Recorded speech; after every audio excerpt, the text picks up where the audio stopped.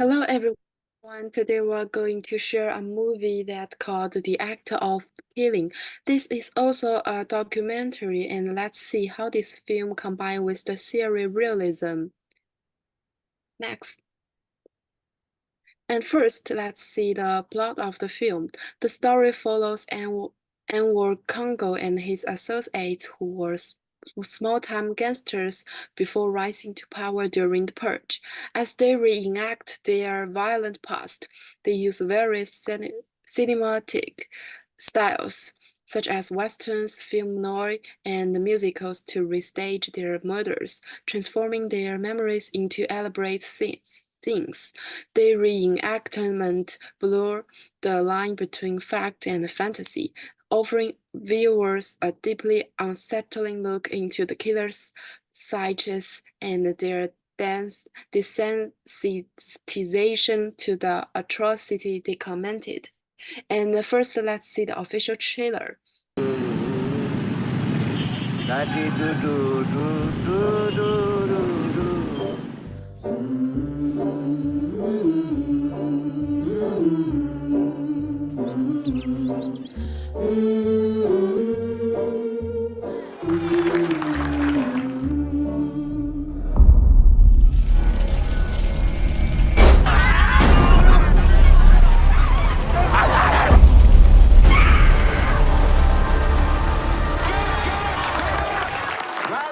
Udah bagus, cuman jangan lama kali nangis ya.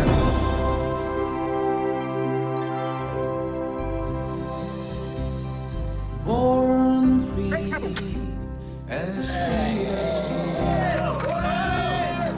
Epson, free as itu definisi kejahatan perang. Itu buatan orang yang menang. Saya pemenang. tolong Bapak. Yang saya harapkan tadi tidak sampai begitu tadi. Nggak bisa diulangi. Beratap. Banyak ya, Dios, manusia yang rasa gitu ya. Apa dosa mas saya?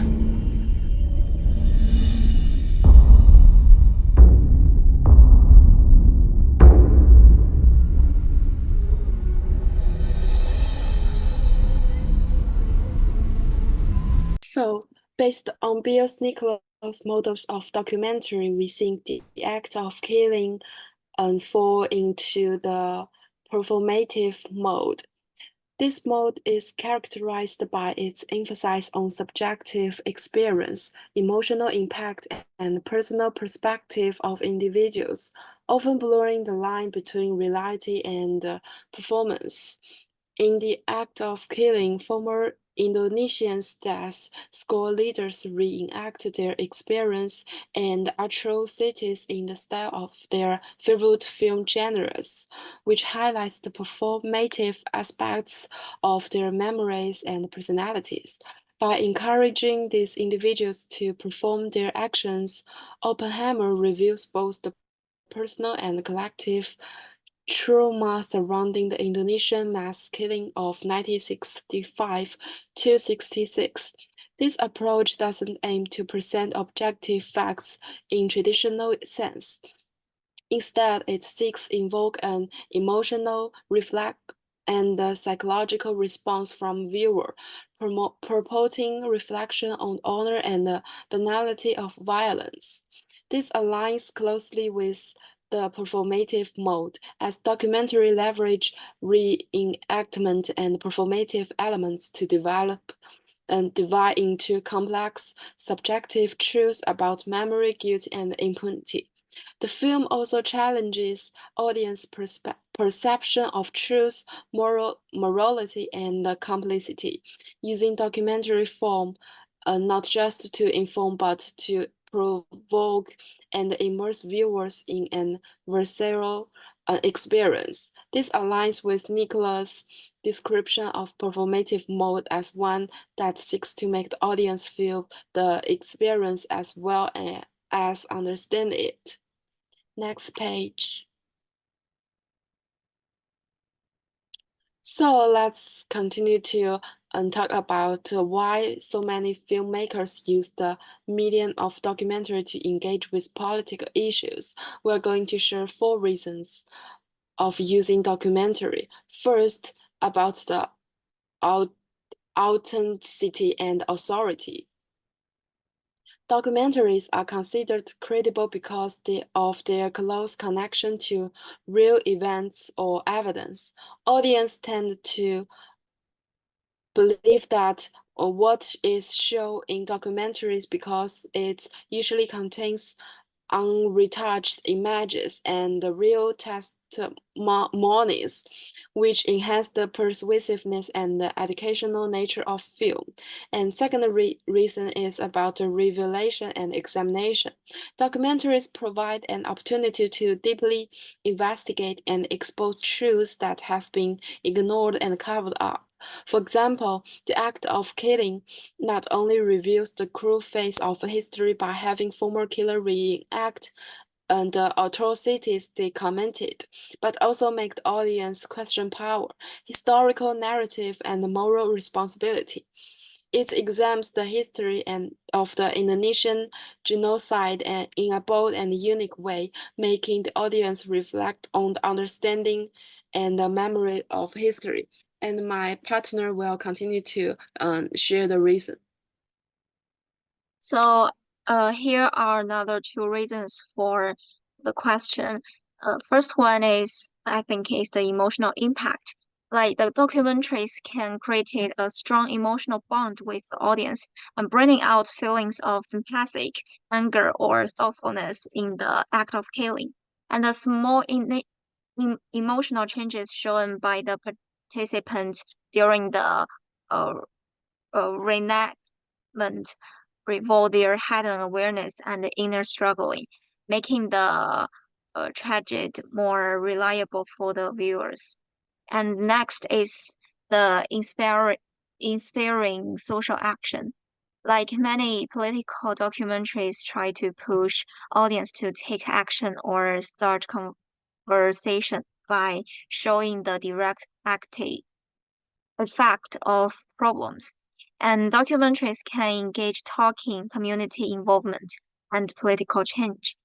And for the question, which is more powerful, documentary or fiction film? For my perspective, I think each has its strength. And here are the 3 main strengths of documentaries.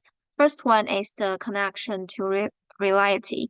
Documentaries are based on the real events, people, and social issues, which give them strong impact. And in the act of killing, Dr. Oppenheimer uses real footage of former death squad leaders acting out the crimes they committed during the 1965 to 66 and Indonesia mass killings.